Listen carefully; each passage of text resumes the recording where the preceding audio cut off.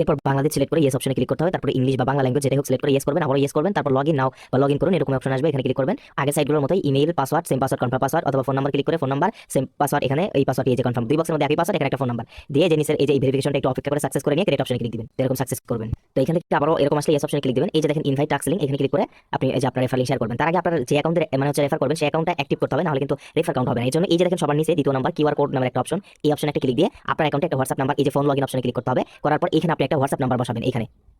WhatsApp number দিয়ে gate কে অপশনে click দিবেন। এরপর এখানে একটা কোড দিবে এই যে 77 কোড, এটা আপনি মনে রাখবেন বা কপি করে নেবেন, এবং এই যে গেট কে অপশনে ক্লিক করলে হোয়াটসঅ্যাপ থেকে এরকম inter code link new device WhatsApp থেকে একটা নোটিফিকেশন আসবে, এটার উপর ক্লিক করে কনফার্ম অপশনে ক্লিক করে দিবেন। দিয়ে এখন আপনি কি করবেন, এই যে 777 এই কোড সকল ঘরের মধ্যে বসাই দিলে আপনার হোয়াটসঅ্যাপের সাথে এটা লগইন হয়ে যাবে। আর এখানে কখনো পার্সোনাল হোয়াটসঅ্যাপ দিয়ে কাজ করবেন না, আপনার মেইন অ্যাকাউন্টে এভাবে হোয়াটসঅ্যাপ কানেক্ট করে অ্যাক্টিভ করে নেবেন। অ্যাক্টিভ করে নেওয়ার পর এখন আপনি কি করবেন, আপনি হচ্ছে যে মানে ক্লোন করবেন, ঠিক আছে, WhatsApp account WhatsApp apps clone করে আপনি বেশি করে হোয়াটসঅ্যাপ নাম্বার মানে অ্যাকাউন্ট করে আপনার মেইন অ্যাকাউন্ট থেকে ওইগুলো রেফার করবেন। আর উইথড্র করার নিয়ম যে আগের সাইটগুলোর মতোই উইথড্র অপশনে ক্লিক দিয়ে উইথড্র অপশনে ক্লিক করে এই যে এখান থেকে প্রথমে ব্যাংক কার্ড বিকাশ নগদ এগুলো অ্যাড করে আপনি উইথড্র করে